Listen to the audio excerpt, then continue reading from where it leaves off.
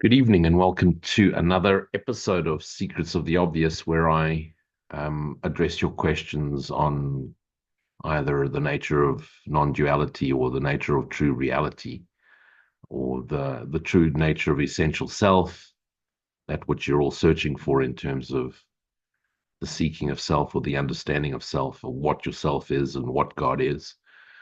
And and obviously, I also will answer questions with regards to the Advaita Vedanta, the Upanishads, the Tao Te Ching, or the Course in Miracles. Um, Again, a disclaimer to start off with: I'm not a spiritual teacher. I'm not anyone's teacher. I don't have a group. I don't teach. This is me sharing my understanding with the rest of my fractured selves.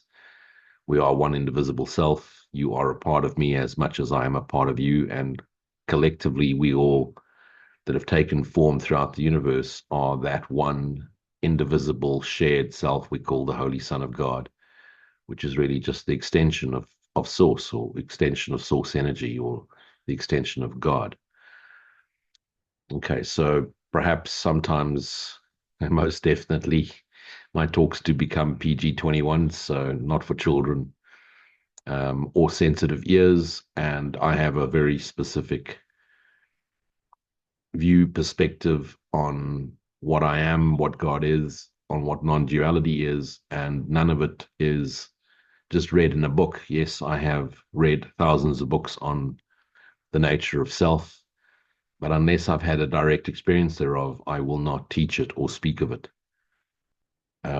But yes, please keep sending me your questions either via email or on Facebook or Instagram, or whichever way you know how to get hold of me, and I will do my best to keep answering them.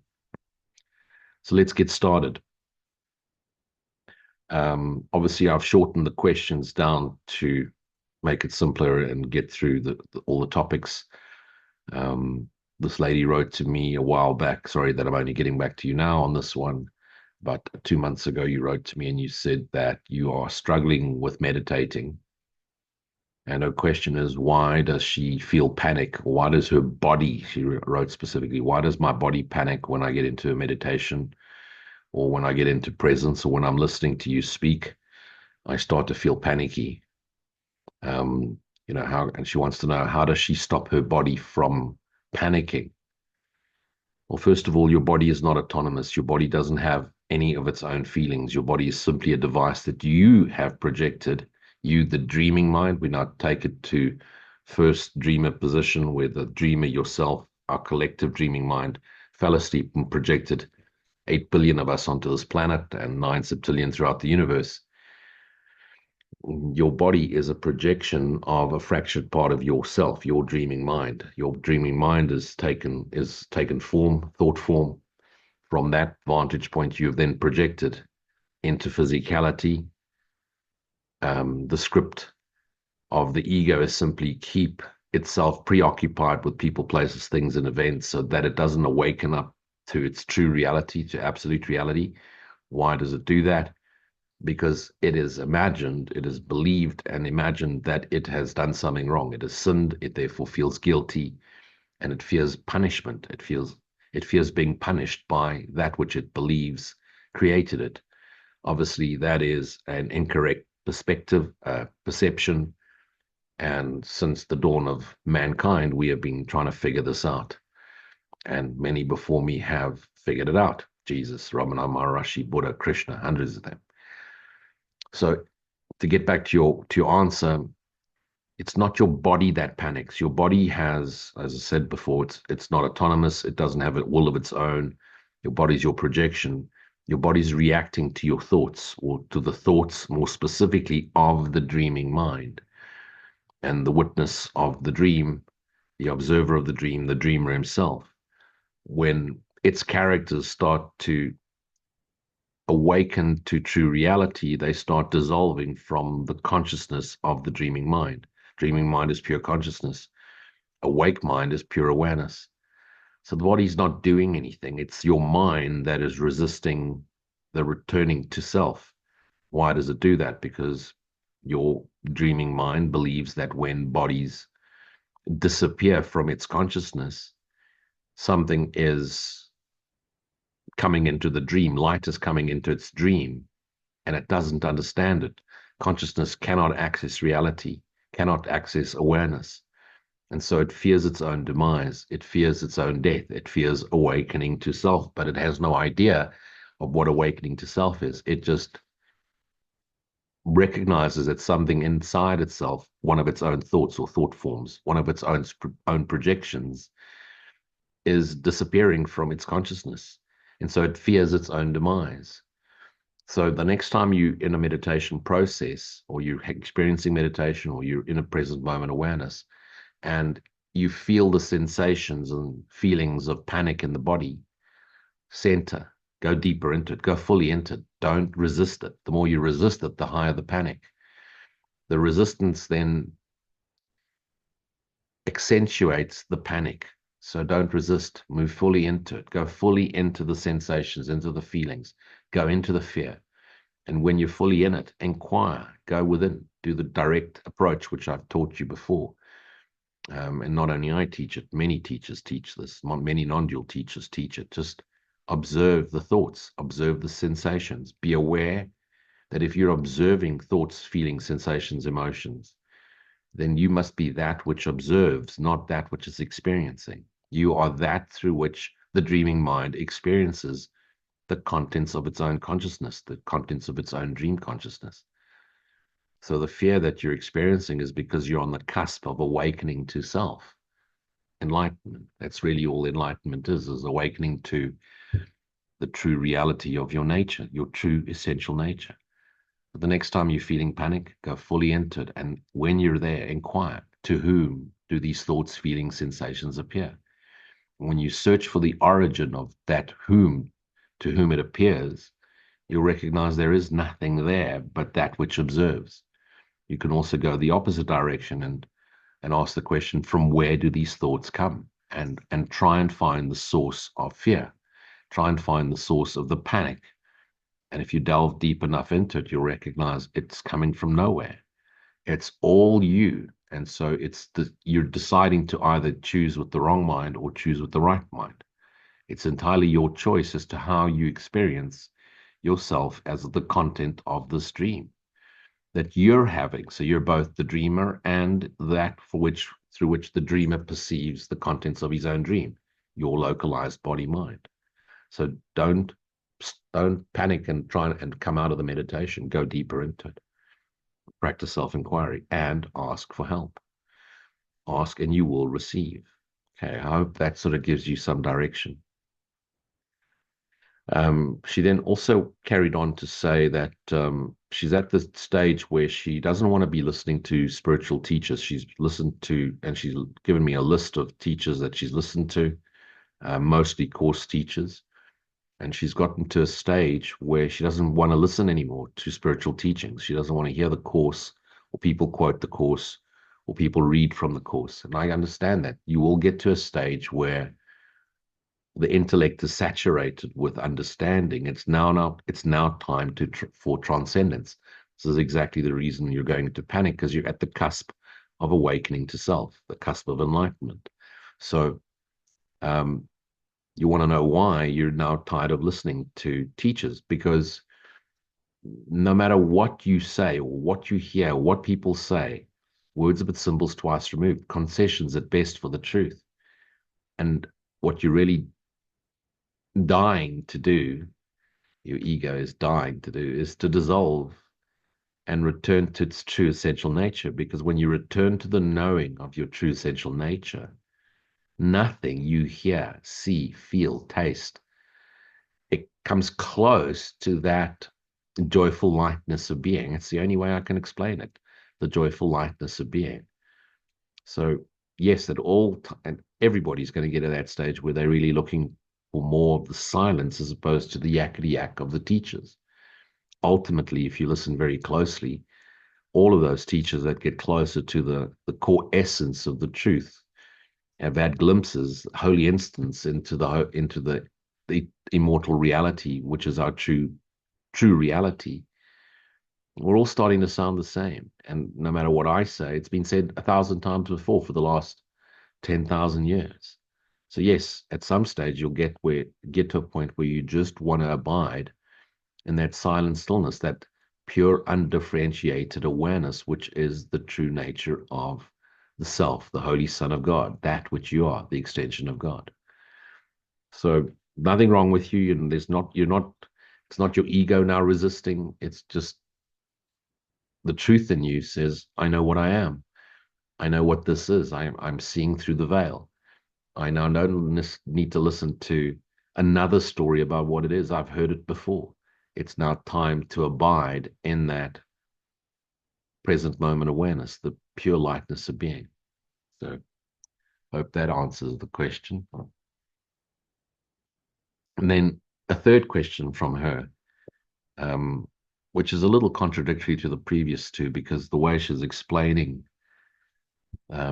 or asking those first two questions, I'm surprised at the third question, but this is a common question I hear quite often. And she says she's gotten to a stage where she doesn't want to be around non-awake people anymore. And she's asking if this is possible. Well, first of all, be careful of the spiritual specialness where you think you're awake or you spiritual or you more enlightened than someone else. Because the minute you do that, it's just ego judgment. The true self recognizes all its fractured selves as one indivisible self. Everything appearing in consciousness, dream content, are fractures of one indivisible Holy Son of God.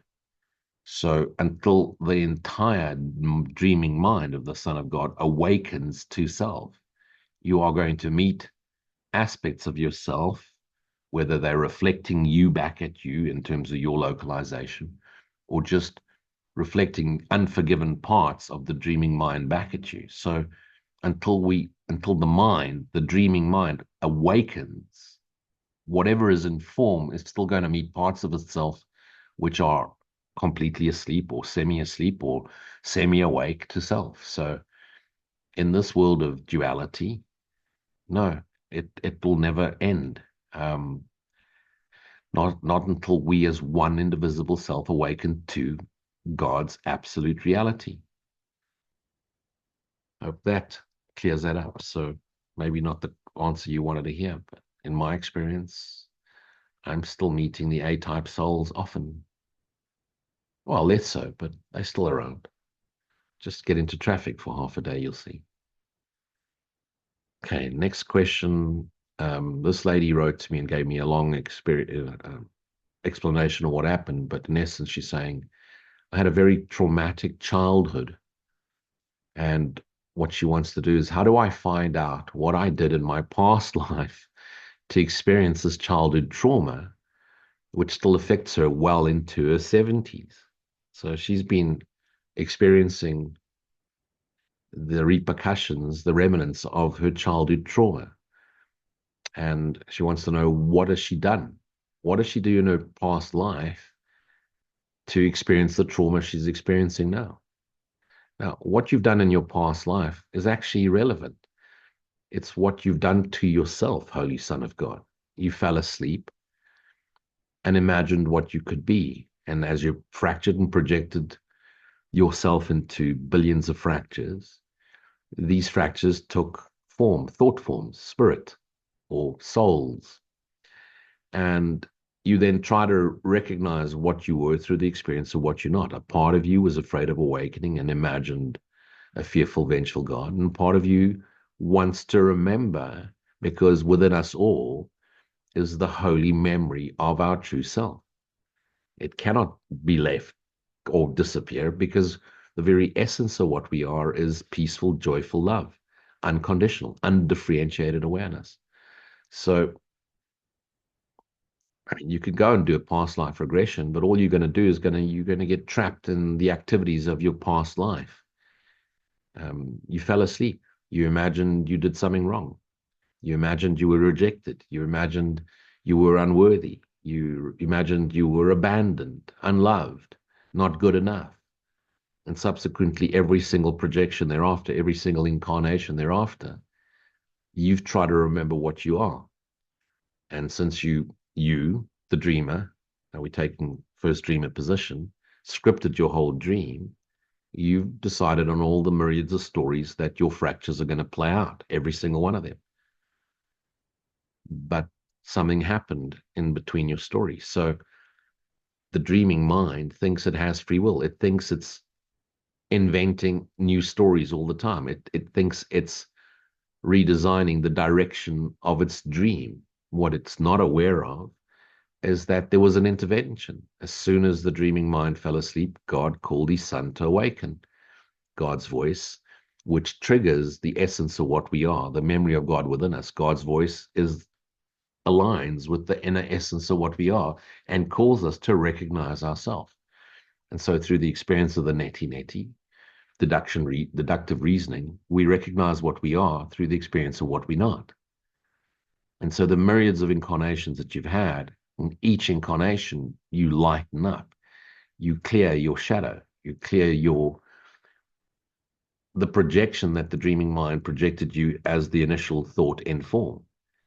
And so as you clear the shadow, as you clear the obstacles to peace, as you clear your beliefs and ideologies which keep you bound to time and space, you start to lighten up, you start to awaken to self, to the lightness of being.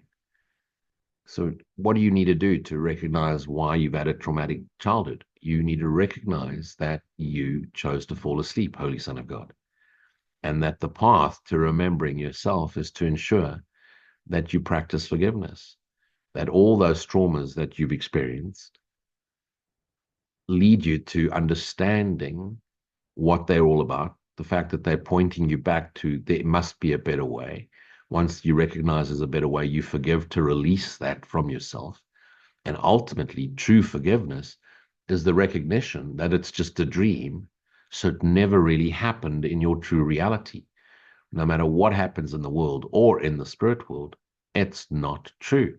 It's just part of the dream content. So keep practicing forgiveness, keep practicing vigilance. Find the story, try and find the source of the story. You'll realize that there's nothing you've done other than to forget what you are. You've forgotten your true essential nature. You've forgotten the essence of what you are. So return to that silent stillness, return to the essence of what you are. When thoughts come to challenge you and attack thoughts come, practice forgiveness, and then return in gratitude to the abidance.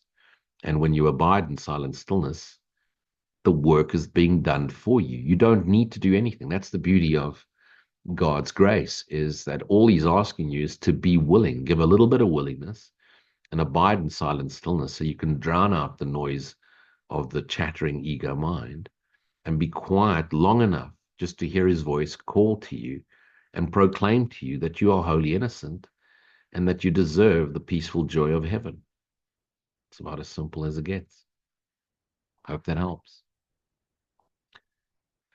Staying on the trauma theme, this lady wrote to me a week ago, and she says, "Hello, Lou. 2 years ago, I experienced a severe trauma.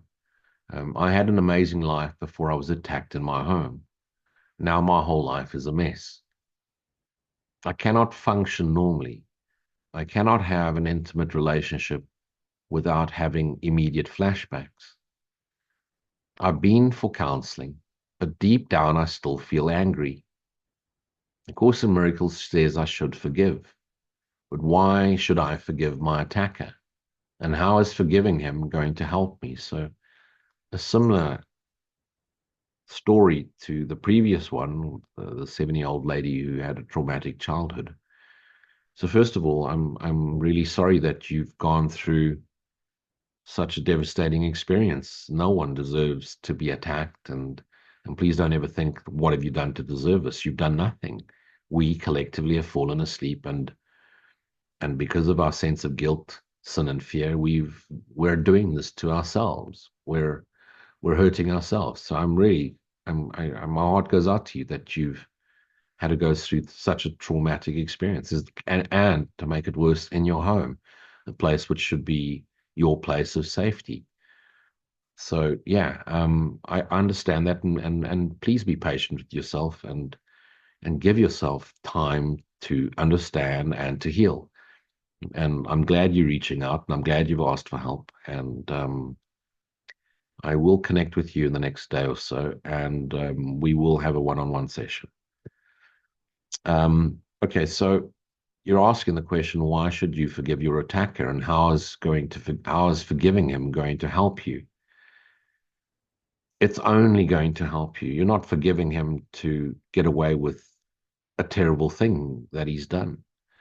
Um, and yes, sorry, in the letter she also explains that they have caught him and he's now in jail, and apparently he's done this before. But um, you're not forgiving the crime. Harming one another, hurting one another is unforgivable, because we shouldn't be doing this to ourselves, and unforgivable in the sense of in the dream content. It's unforgivable. There is right and wrong in the dream content. Let's not try and be so spiritually superior and so holy that there's nothing to forgive. While you're experiencing trauma, there's most definitely something to forgive. And the act of cruelty, the act of vengeance that we execute on each other, that the world is filled with, children and women, rape and war and just atrocities. It's an unforgivable act. The whole thing is disgusting. But that's not what forgiveness is. True forgiveness is the recognition that all of these activities are calling us to know self. And it starts with the question, there must be a better way. It's when we get so completely frustrated with this world and we really get to that cusp of giving up, when we are fully willing to let it all go, because it's the desperation and the suffering is so intense that we scream out of the heavens, God, there must be a better way. And that's really what true forgiveness is about. Forgiveness helps, and I've said in three levels. This is my own perspective on it. Is one, it helps you release your guilt, because we all carry a guilt. Even though you've been attacked, you're carrying some sort of guilt that you couldn't have done something about it. I'm sure you replay in your mind over and over again, what could I have done that this wouldn't happen? Nothing. This is part of the dream script, and it's the recognition that this is a vengeful dream where the dreamer creates all sorts of activities to keep us preoccupied with space and place and time and events, so that we don't have to turn inwards and recognize what we truly are and the fact that we're dreaming. You also feel guilty because you have an overwhelming sense of helplessness. But I want you to recognize that that is completely natural for any body mind. And so you're going to forgive yourself so that you can release yourself from guilt. That's the first step of forgiveness. You're forgiving to let it go. Because you've heard the old analogy where it says to not forgive is like swallowing poison, hoping someone else is going to die. And you're only harming yourself by hanging on to that vengeful guilt. So be kind to yourself, be patient with yourself, recognize that you're going through um, a series of steps to undoing this grievous attack on you, which shouldn't happen to any of us. None of us should be going through any form of trauma, because we are pure love. How can parts of ourselves act so evil when the essence of all of us is love?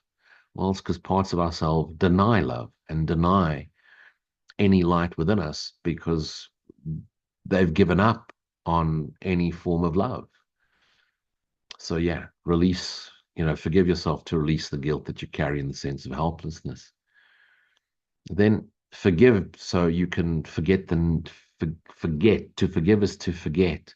So when you forgive, it desensitizes the activity, the body mind, and especially in the feminine pain body. So forgive so you can release and heal the negative imprint on your physicality, on your projection. To forgive is to forget. So again, it's helping you release yourself from the suffering, which you haven't done this to yourself as you, the body mind character, but you, the dreamer. You've created this whole dream, and therefore from that first dreamer position, we've done this to ourselves. And that's not something any of us want to hear, especially when we're going through a traumatic experience like an attack. But in the recognition that we're one indivisible holy Son of God, Recognize all of this is done unto ourselves by our dreaming mind, which has forgotten that it's love. If you remember you are loved through the forgiveness process, not only do you heal the whole collective, and you have no idea how many other people you save from similar attacks by bringing the light of awareness into the dream. And then, as I've said, through this process, you get to the point where you learn that you have no need to experience any form of attack or trauma or grievance at all ever again if you awaken to self and recognize that this isn't true. When you realize that this dream is made by yourself because you just wandered off and try to imagine an adventure, or what is the opposite of what's all encompassing, this is the result of your dream. The truth of you is the very essence of you is completely perfect and safe, completely innocent, completely unharmed, completely perfect. So true forgiveness really brings you to the recognition, I'm dreaming this up. And if I've dreamt this up, I can awaken to self. And if I awaken to self, the light I am, which I bring into the world, prevents the rest of my sleeping parts from attacking the parts of myself which are vulnerable, defenseless, innocent. And therefore I can bring an end to the mad, fearful attacks I conduct on myself as a collective, because I bring light into the dream. I am the dreamer. I am the content of my dream. And it's important that you go through this process, but please do not stop going for counseling. Find a network, find friends that can support you, and do not stop calling for help. And thanks for reaching out. And as I said, I will contact you in the next day or so, and we will do a session together. Okay. On a completely different note, we're now getting into the understanding of true reality and the nature of self. This question comes from an interesting character. He's told me his life story, and he's been on the awakening path for a while. He's now 76 years old, and he's just recently found A Course in Miracles and just recently found me. In actual fact, I'm the first Course in Miracles teacher he's found on social media. So wow, he's really dived into the deep end. So courageous fella. So he's asked me this question: once I awaken to self, do I still need to incarnate? No. There's no I that incarnates, first of all. That which is projected into physical form, that thought form, spirit, as projected an identity, an idea, soul, into physical form. So the soul is the characteristic of that which has been projected into physical form. Think of the lava lamp, all these little bubbles that travel up and down, these little globs of wax. It's when the lava lamp is cold, it's one glob of wax, one wrong mind, one dreaming wrong mind. As it heats up with the light of awareness, light goes on, it heats up the lava lamp. Parts of it start floating up to the surface. And after lots of ups and downs, eventually the whole wax glob is so hot that it just stays at the top, awakening to self. That's what the lava lamp is representing. So a part of the dreamer's mind projected into thought form, that thought form projected into thought inform, physicality, incarnation. With each incarnation, with each one of us incarnating, we're lightening the dream. More and more of us that are awakening to the nature of true reality, the essential nature of our true self. Each one of us is lightening up, becoming light. We're letting go of the dark filters that appear to be a body mind. We're lightening up our mind.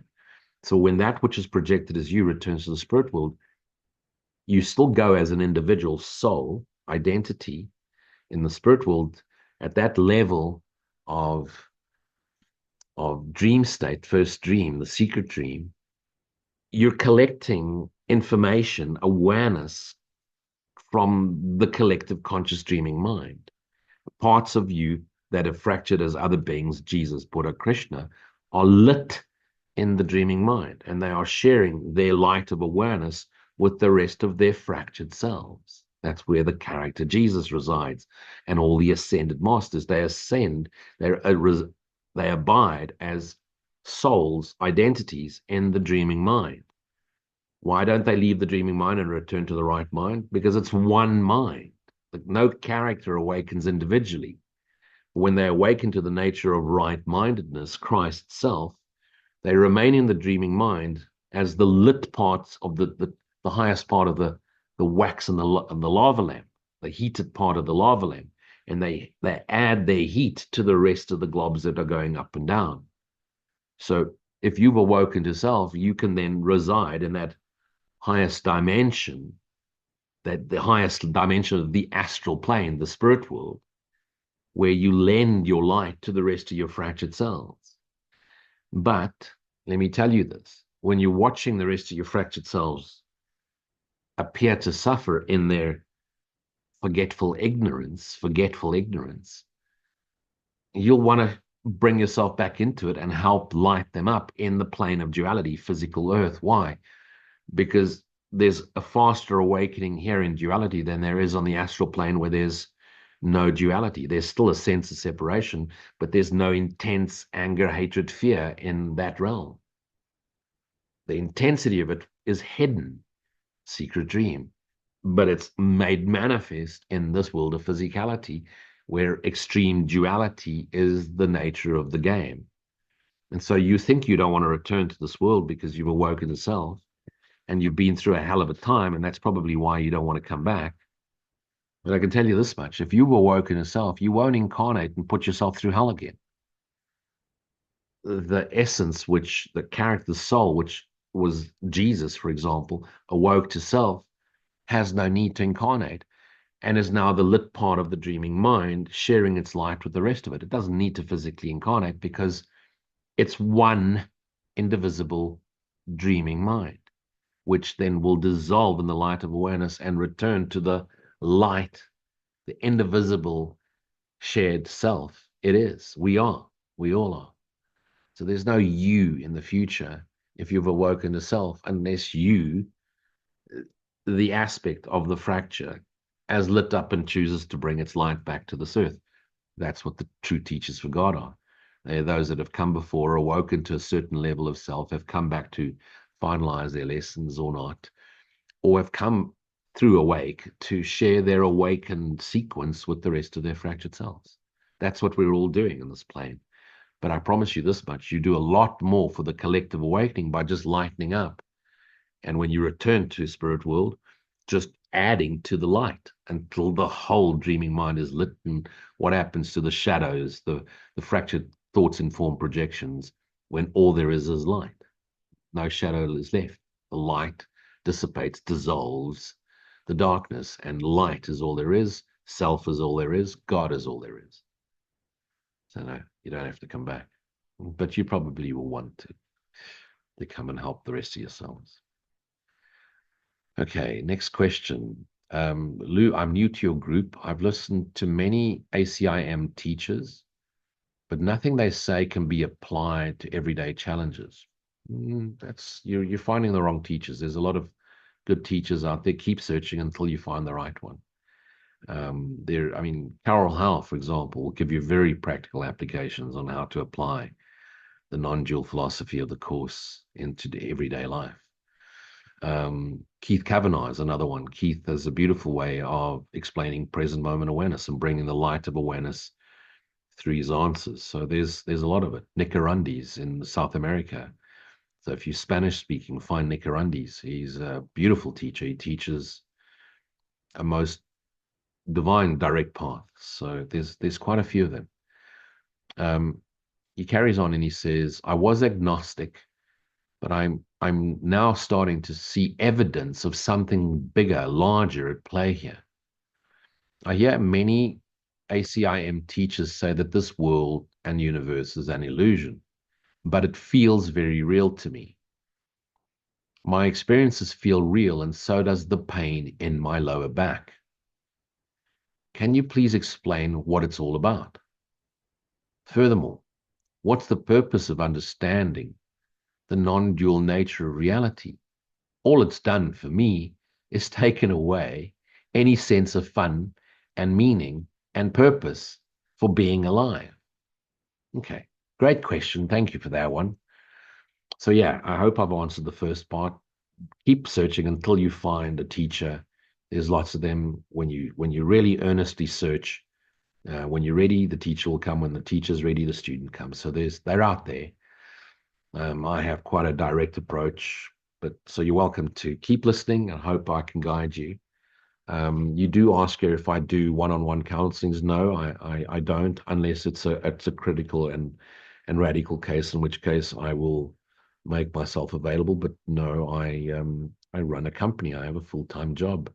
This is not part-time for me. This is me sharing my work, my life's work with the rest of myself. And this is my contribution to our collective awakening. But keep listening. So, first of all, the purpose of understanding non-duality is to understand the essential nature of our true self and to apply it to our true self.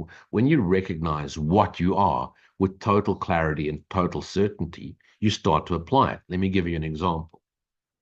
Our dreaming mind that has spat us out, that has vomited us out into projections, doesn't stop chattering. And we have misidentified ourselves with that identity, with the chattering. We believed it. When you get into the non-dual understanding, non-duality makes you realize the unity awareness of all of it, makes you recognize what your true essential self is and what is chattering.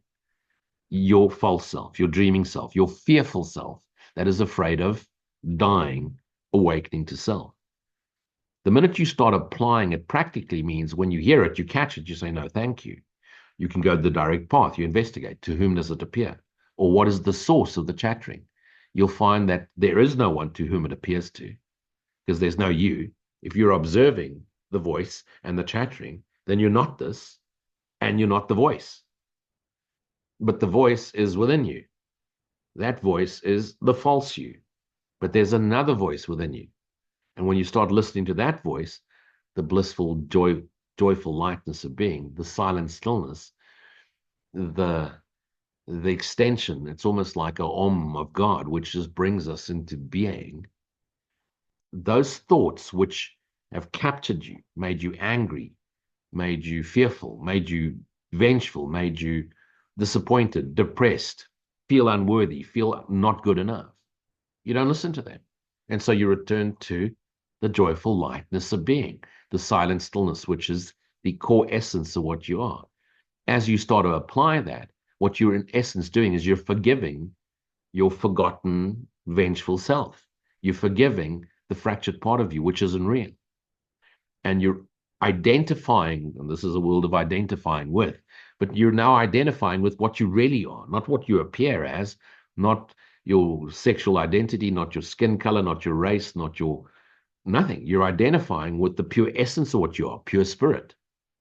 And so if you're identifying with what you are, applying it like a daily, you're no longer listening to the chattering. You're no longer listening to the accuser, the thief that comes in the back door to tempt you and to drag you down into suffering.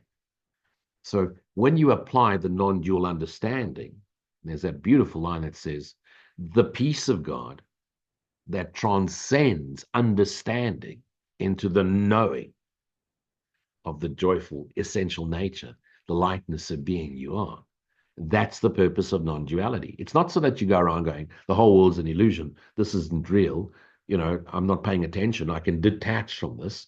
The Buddhist way, detach. Do not detach. You're detaching from all of it, and all of it is you. What you become is non-attached to the outcome, the script playing out by your dreaming mind. You're not attached to any outcome because you recognize you're standing at the end of the dream looking backwards at something that's happened and never truly happened at all. And actually, it's already over. And the only reason it seems to still be playing out is because you haven't fully forgiven yourself for dreaming an insane dream. And why is it insane? Because it's completely the opposite of what you really are. And what you really are is pure, unadulterated love, unconditional love, undifferentiated love. Love is the essence of what we are. And so it doesn't sit right And you are most definitely right. You're getting a sense of something much bigger at play. And that much bigger at play, we call the Holy Spirit, which is our true self, which is also the extension, the voice for God, aligning with our true self as we align and let go of the false identity. By aligning with our true self, we move into the center. What is the center? It's the temple. What's at the center of the temple? The Holy of Holies, the tabernacle. What's the tabernacle? The essence of what you are, your holy self. And when you align with that, the ego doesn't stop chattering. It won't let you go gently into the light. It's going to yak until your dying breath, your physical dying breath. But you're no longer paying attention. We're not here to get rid of, stop the chatter. It's impossible until the whole mind awakens to itself. You're not here to deny the experience that you're experiencing, because what is experiencing is the observer. And the experience of your dualistic world while you dream is very true for you. Don't deny it. It's not a healthy, way to approach it. Face your shadows, face your unforgiven parts. I mean, we've all experienced them. You heard some 2 questions prior. People experiencing terrible trauma in this world, but you face it, you forgive it, you light up with the light of awareness that you are. And what happens to shadows when you switch a light on? They dissolve. Shadows can only exist when there's an object between whatever the light is shining onto, space and time. But if there's no space and time and there's nothing for the light to shine on because it's just forever extending light, there can be no shadow. This is what true non-duality is. This is the nature of essential self. You say you were agnostic. You didn't buy into, and you're probably lucky because you didn't buy into an idea of a vengeful God and a heaven and a hell and maybe a spirit world and angels and all sorts of stuff. You are free of that. So now you can go direct to the core essence, pure energy. God is pure energy. I like to say pure light, not artificial light like the light of the sun, although the light of God gives the light to the sun. God is the light with which we see. So align with that and remember the true essential nature of what you are. And once you do, you just light up. Take it from someone who walked around really angry and really vengeful until something happened there 24 years ago and brought me into the recognition of love is all there is. Okay, so I hope this is bringing, keep listening. I'm hoping that as you do this, you'll get glimpses into the essence of what you are. Thanks for your question. Okay, I'm going to read this one. I wasn't sure if I was going to, but there's a part of the question which needs answering, so I'll lead into it. And this one, dear Luigi, you seem to be so peaceful and so certain with your understanding. How did you achieve this state of being? I believe that you are enlightened. Am I correct in saying this?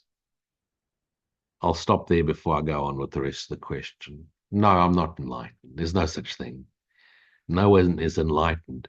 People believe that enlightened is some sort of, know your God and you now walk through walls like the men who stare at goats. No.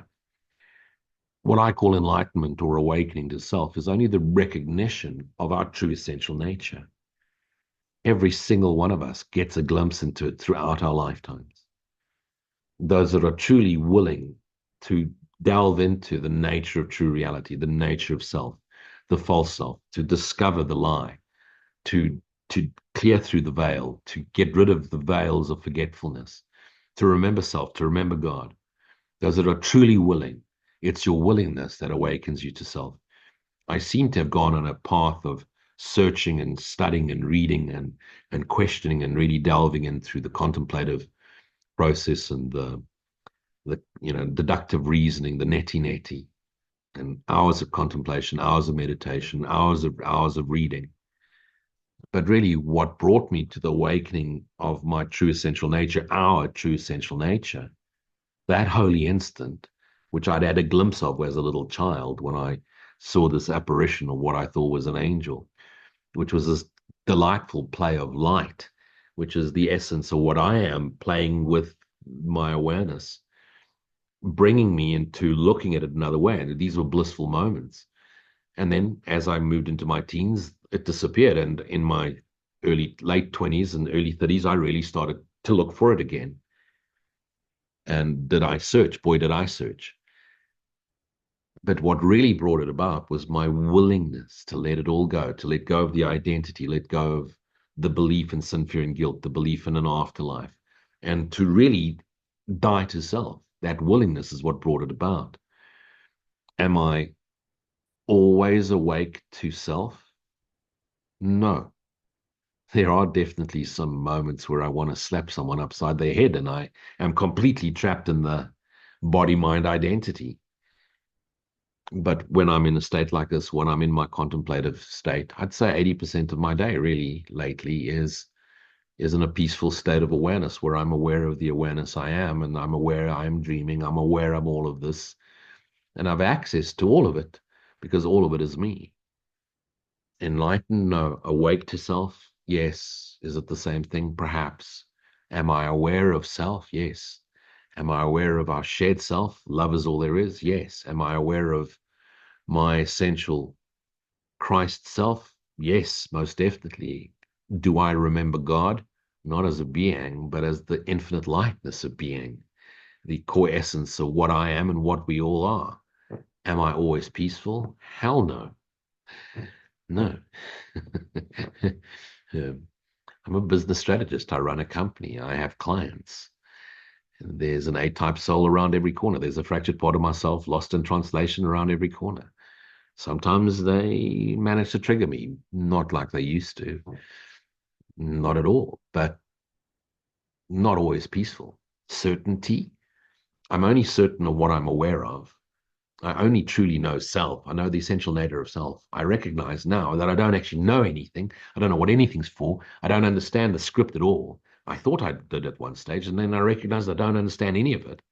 It's, the ego has projected the script. The ego thinks it has free will. The ego thinks it's playing with its dreams, and just when someone's about to waken up, they send another shit hitting the fan. But it's unaware of the divine intervention of our holy self, of our Holy Spirit, of God's voice in the dream calling us to awaken and bringing us into a state of miracle mindedness, which reverses our way of seeing the world so that no matter what the dreaming mind comes up with, it doesn't affect us. And if it doesn't affect us, it does no longer real. No matter what the dreaming mind sends our way, no matter what it says, no matter what it vomits out, no matter what it chatters all day long, no matter what it accuses of us, it's like listening to a radio station deep in the distance and it's playing classical jazz and you don't listen to jazz, so you're not paying attention. But when it plays deep Mississippi blues, it triggers your joyful lightness of being, and you listen to the lyrics and you sing along because it resonates with what it's aligned with what you are. And that's the voice of yourself calling you to awaken to self. So, yeah, also remember that if you see me as a peaceful person, it's not me. It's not this jiva. It's not this character which is peaceful. It's you that's peaceful. And it's your peaceful joy, seeing everything as peaceful joy. So recognize first and foremost, when you see love in another person, the face of Christ everywhere, what you're really seeing is yourself. Love is the absence of space and time. Love is the absence of body. Love is the essence energy with which we love. God is the love with which we love. God is the love with which we love God. Okay, and then to return to your question. So you've been studying this for a long time. You've been studying the non-dual path for a long time, you say. So you said for the last 38 years, you've been on the spiritual path studying non-duality. You've done the Advaita, you've done the Tao Te Ching, you've done the Egyptian Book of the Dead. It's good.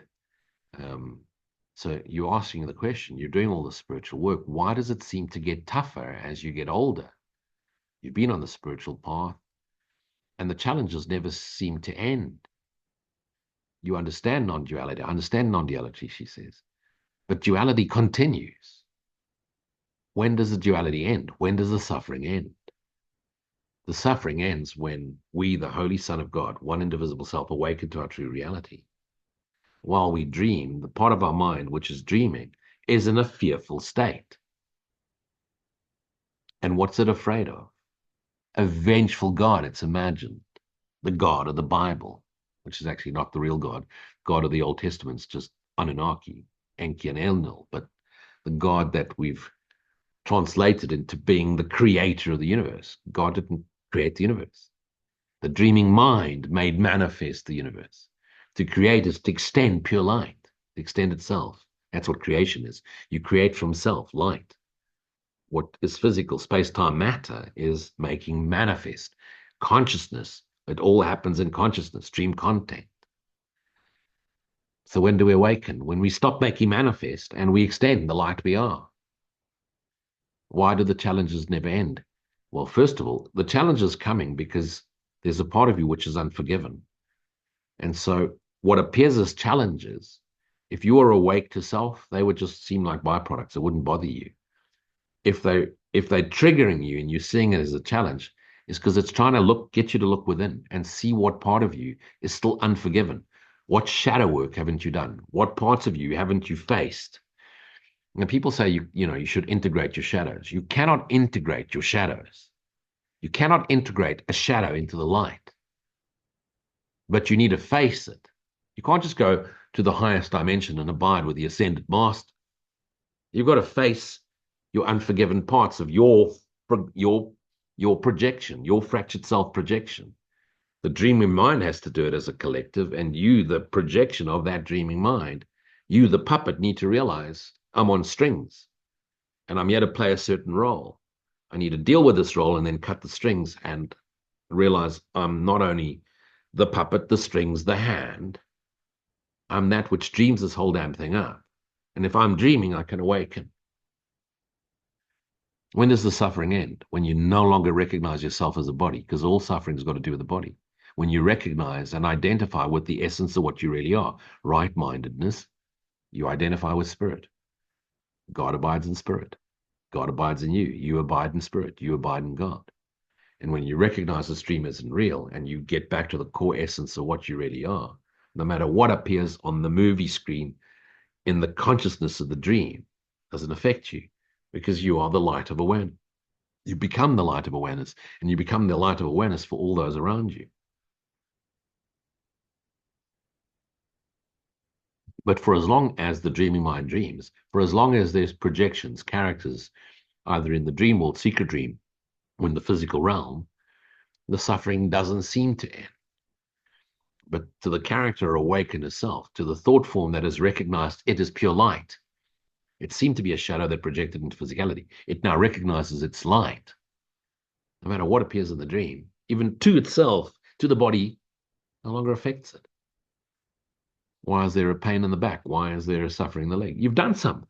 Seek help. Go see a doctor. Get therapy. Get a massage. Take some medicine.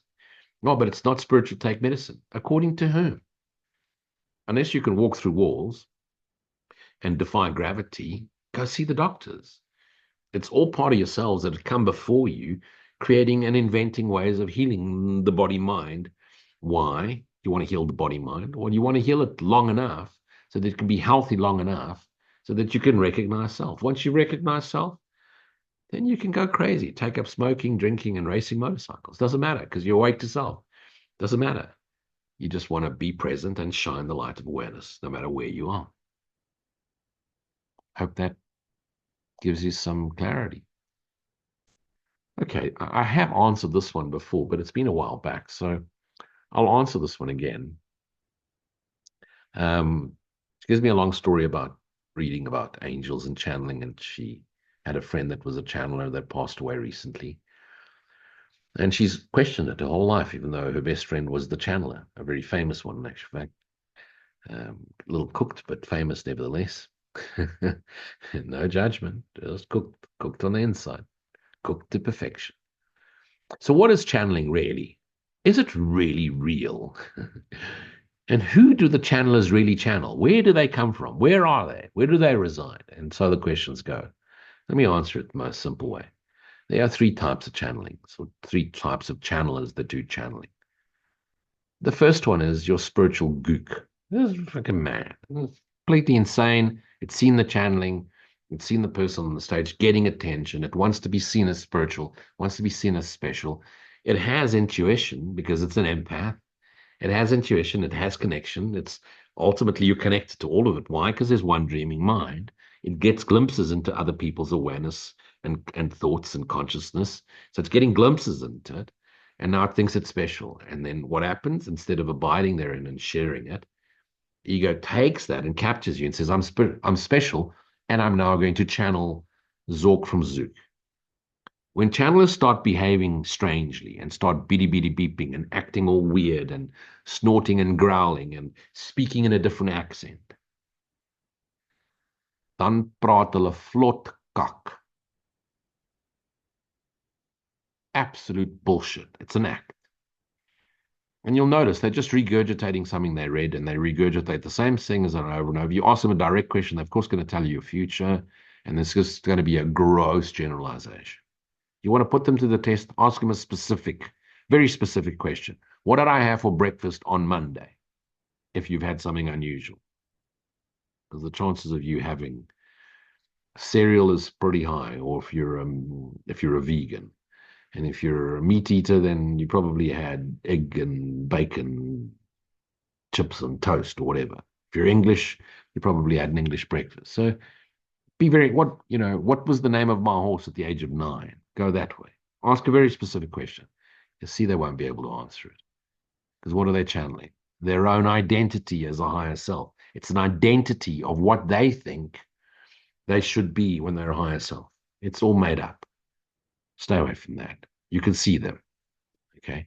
And anyway, if you still want to know the future, then you deserve to have your ass kicked by a channeler. Then in which case, please go so that you can be disappointed.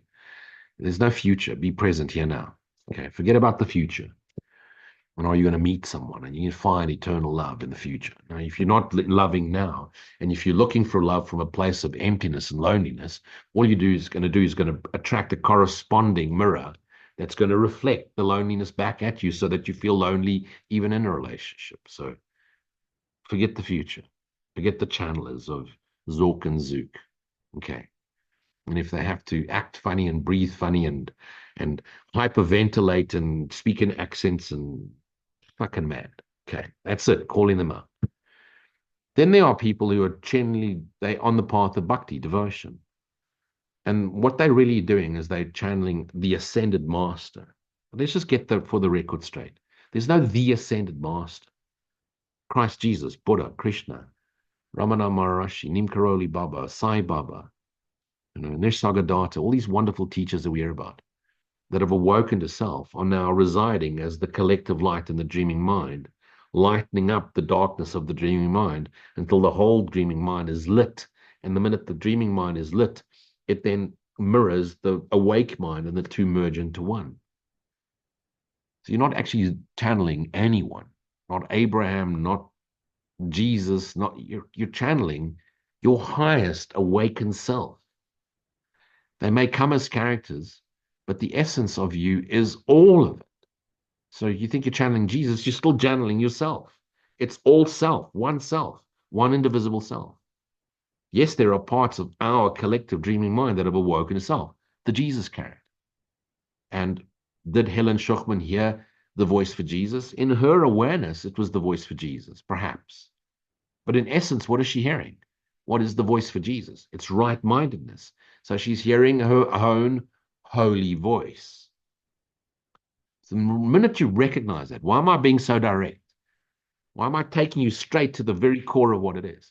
So you can bypass all that spiritual mumbo jumbo of layers of the ether and the astral plane. Hey, there's no plane, there's no levels, there's nothing. There's God extending light, and the part of that particle of light fell asleep and dreamt up the universe. When you awaken to being the extension of God, you awaken to the light you are. Go direct. When a person like Helen Schuchman, and this is really the true channeling, you're channeling self, you're channeling your true self, Christ mind. How did you do that? Because you chose to be the script. You chose to play that script out. The dreaming mind dreamt all these characters up, and it was going to dream up a mad scientist, quantum physicist, or whatever. And it dreamt up a Helen. Holy Spirit said, okay, I'll use that device. because that device really wanted to know the nature of true reality. The egoic dreaming mind that projected, that spat out Helen, has no idea of the intervention, the holy divine intervention from the Holy Spirit. It thinks it's playing out its script as Helen. Little does it know the Holy Spirit's used the Helen character to awaken the rest of its fractured selves to our one indivisible self. Go direct to absolute reality. Cut out all the storytelling. You don't want to create another religion, another cult, another series of beliefs, of layers and astral planes and the ether hey, 2,000 years of religion. Jesus woke himself 2,000 years ago. The Western world, who have built their entire law system and society on the Christian foundation, haven't awoken itself 2,000 years later. I can't create more ideas and identities. Go direct. Abide, silent stillness, practice forgiveness, gratitude, and your willingness to remember self. That's it. What you want to channel for when it's all you. Speak from the heart. Very often, channelers don't have the confidence to speak with conviction and say, this is my direct experience. This is my direct understanding. And recognize that the best, even Zork from Zook, even Jesus himself, the best he can do is point. The greatest teachers, all they can do is point. And where they're pointing, they're all pointing in the exact same direction. Look where they point. They point there. They all point there. Go within or you go without. And very often, as I've said, they're afraid to speak themselves. They don't believe they're worthy enough. They're insecure. And so they have to, in order to feel worthy, because they don't believe they are, oh, it's the Archangel Michael is talking and channeling through me. And now I'm going to act like Zork from Zoo. Psychosis. You need those nice little blue pills and that beautiful warm white jacket that straps up at the back with that nice little padded bedroom playing classical music so you don't harm yourself and anyone else. Just mad. Stay away from that stuff. It's entertainment. I mean, I often watch it just for a good giggle. Okay, I hope I've cleared that up. Ultimately, the highest channel is yourself, the Lord God of your being. That's it. Okay, this one I enjoyed, and we'll then stop here for tonight and take live questions. So, dear Lou, I was studying theology to become a church minister. I won't mention the religion and the church. What I found was so disturbing to my mind, to your awareness, that I stopped going to church. The more I research, the angrier I became with religion. Anyway, perhaps you can help me with this one question. So he's given me his background. So this is the question. Why did Jesus only have 12 disciples if he had thousands of followers? Interesting question coming from a man. Question 2. Why were they only men? Good question. Exactly. Is that even true, he says? And if so, how come none of what they wrote made it into the Bible? Someone's done his research. Okay, so the Bible, the New Testament Bible, none of the authors of the New Testament Bible were men that actually knew Jesus. The first book was written 76 years after the death of Christ, of Christ Jesus. So the chances of any of them having met, and because everybody's Thomas and Paul and John, and so there's a confusion between Thomas and John and so forth, and Simon, Paul, Simon. Also, I'm sure he was a musician. Okay, so could none of his disciples read and write? Could they not have written the article that went into the Bible? How come none of it made it into the Bible? Well, Council of Nicaea, 325 AD, May 325 AD. May, I remember that, reading that. So it was based on Rome, the Roman Empire, and they realized all the pagan religions and all the different religions were causing factions in their societies, and so they wanted to create a one-state religion that everybody, and they realized you've got 2 generations, and if you've enforced a belief, 20 years from now, the kids will have taken it forward, and that's the new belief. So if we can get everybody to believe in a certain way and a certain thing, we can control them. They can behave. They stop murdering each other. They start giving to state and country. We can control them. We can create armies and get them to fight for God. We can go invade other countries and take their land. destroy their crops and kill their men and rape their women and create more children that can work for us as child labor. That's the way of the cruel, drunk, vengeful, forgotten, ignorant self. And so that's what the church was. That's what the beginning foundation of the church was. It's nothing to do with what Jesus taught. Jesus wasn't the founder of Christianity, contrary to what many Christians believe. So no, they didn't make, but there were many teachings by many of his disciples and other followers, other theologians that lived around the time he lived. And you can find a lot of it. The two I'll mention, just simply to take you in a certain direction, is the Gospel of Mary Magdalene, which was found in the Nahumadi Dead Sea Scrolls, and the Gnostic Gospels of Didymus, or Jude Thomas. Didymus, Jude Thomas. Didymus is another word for twin. And so is Thomas. Thomas means twin. And so Thomas, the doubting twin, okay, the twin of whom? The doubting twin. Well, did he just look like Jesus? No, he was Jesus's younger brother by 1 year, and they looked alike. They were both born of Mary.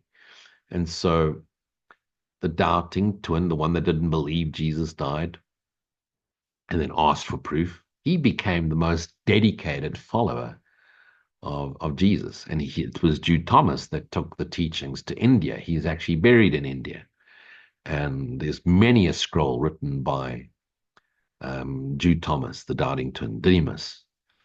And in actual fact, he performed many a miracle after that, because through the recognition of his sibling awakening to self and the resurrection, Jude Thomas believed, even though he was the greatest doubter. It's often the biggest doubters, like the earlier question of the agnostic, when they recognize the true essence of self, the awaken to self, they become the best examples of Christ walking this earth.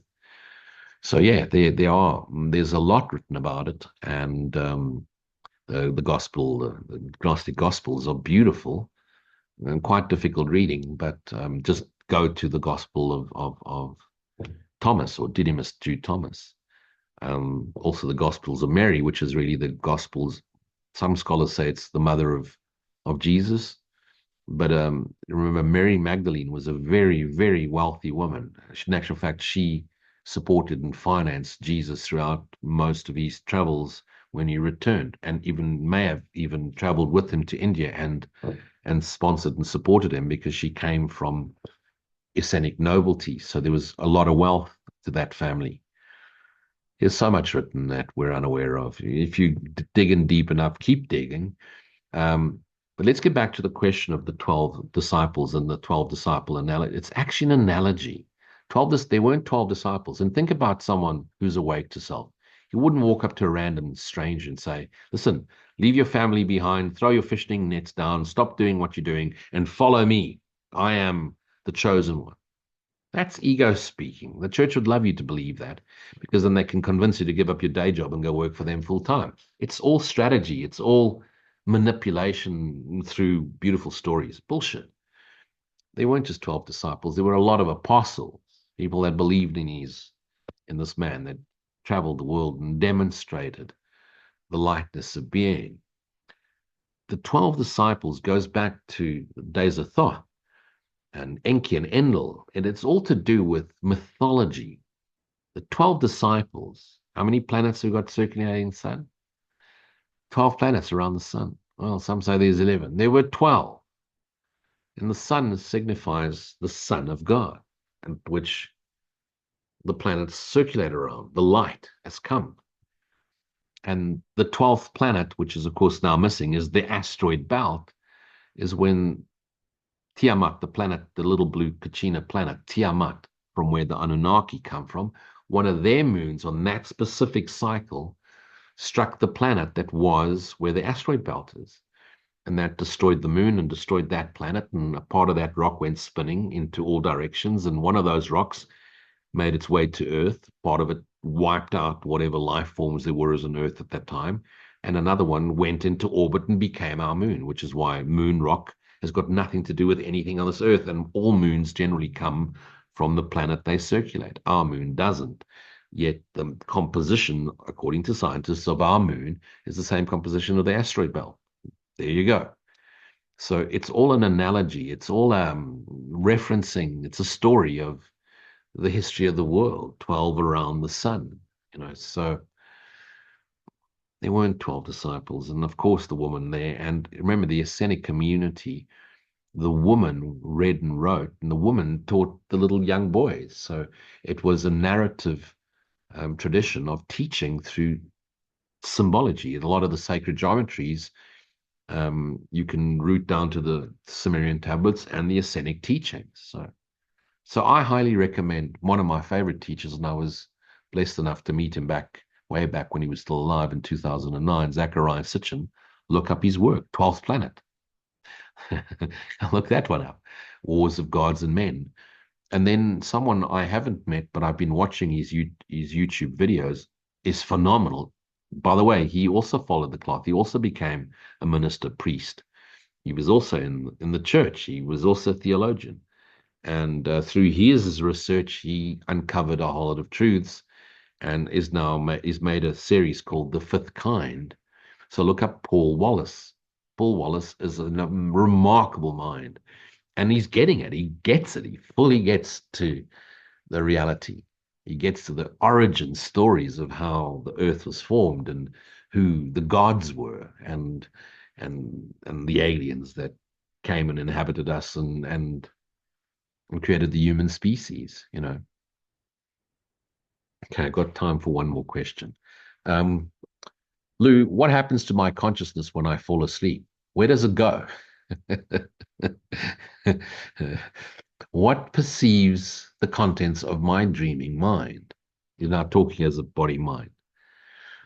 Where is my soul? Is my soul conscious? What is the difference between consciousness and the soul? On consciousness, what's the difference between consciousness and awareness? Okay, you've asked, I could talk about the next 4 hours just on this. So what happens to your consciousness when you fall asleep? Nothing. You don't have consciousness. It's not meant as an insult. Nobody has consciousness. We exist in consciousness. Consciousness is another word. So when you fall asleep and you dream at night, that dream, the activities of your dream, from the dream perspective, the dreamer's perspective, the activities of his dream, the universe, that is consciousness. It's all contained in his dreaming mind. The contents of his dreaming mind is the consciousness of his dreaming mind.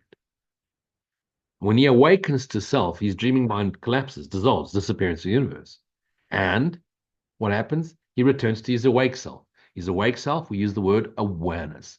Now, I know some teachers, some great teachers, even Rupert Spira, use consciousness and awareness synonymously. What you'll notice about Rupert lately is he's dropping the word awareness into being, the nature of being.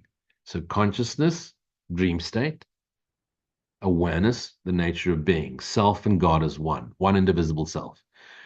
In Advaita Vedanta, you got Brahman and Atman, and then the Jiva. When the Jiva recognizes self, the Jiva dissolves into Atman. Atman is Brahman. The essential nature of Atman is the essential nature of Brahman. Atman dissolves, Brahman is all there is, love is all there is. Same thing, God, Christ mind, Jiva, dreaming mind. When the dreaming mind awakens to itself, Christ mind, Christ and God are one indivisible self, joined through the thread called the Holy Spirit. What is that? The communication device. Why? Because it's all one indivisible self. So what happens to your consciousness? Nothing. You're appearing in consciousness. You are a thought in consciousness. Thoughts don't have consciousness. Thoughts appear in consciousness. What is the soul? The soul is a thought form. So when the dreaming mind fell asleep and fractured itself, every thought it had about itself, thought form, is a soul. It's that soul that projects into physicality. The essence of every soul is what? The essential nature of God. What is God's spirit? So the essence of all of us is pure spirit, pure awareness. Not inside the body, I point to the heart, but the essence of all of us is pure spirit, pure awareness. What is the Holy Spirit? The voice from God, the memory for God, pure awareness. Calling us to be what? To be ourself knowingly. What's the self? Christ self, the extension of God, pure awareness. What happens to your consciousness when you dream at night? Nothing. You're appearing in consciousness. What happens to consciousness when you awaken to self? Nothing. You're appearing in awake dream state consciousness. What happens when the collective mind awakens unto itself, or you recognize the nature of pure being? You return to awake mind. You return to pure awareness, the infinite lightness of being. I hope that clears it up. And I'll now stop there and we'll do some group questions.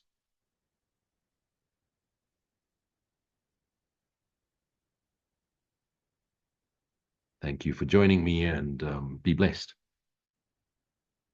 See you next week. Please keep sending your questions. I do appreciate them.